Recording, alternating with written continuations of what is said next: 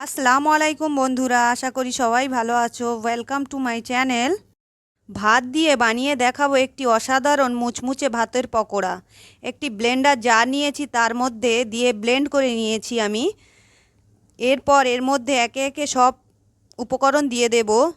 ধনেপাতা কুচি দিয়ে দিলাম, লঙ্কা কুচি দিয়ে দিলাম, আদা রসুনের পেস্ট দিলাম,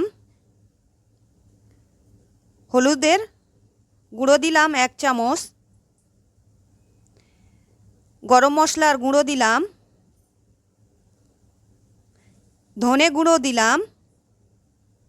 এই পকোড়া অসাধারণ টেস্টি।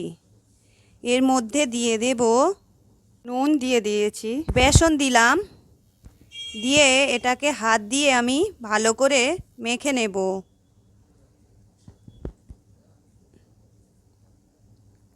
এরপর আমি তেল দিলাম কড়াতে। তেলটা গরম হয়ে গেলে আমি এর মধ্যে দিয়ে দেব। আপনারাও ঝটপট বানিয়ে ফেলুন আর চায়ের সঙ্গে এই পকোড়ার মজা নিন।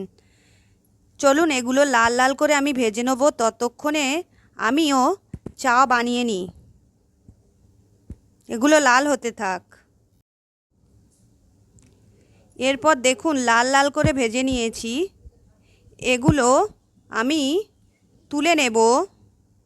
আপনারা বানিয়ে টেস্ট করে আমাকে কমেন্ট করে জানাবেন কেমন লেগেছে আপনাদের।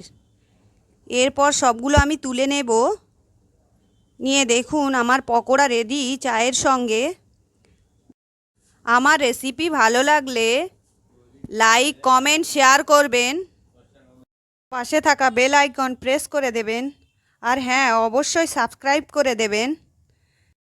ভালো থাকুন, সুস্থ থাকুন, আর মন খুলে হাসুন। আজকের এই পর্যন্ত। আল্লাহ হাফেজ।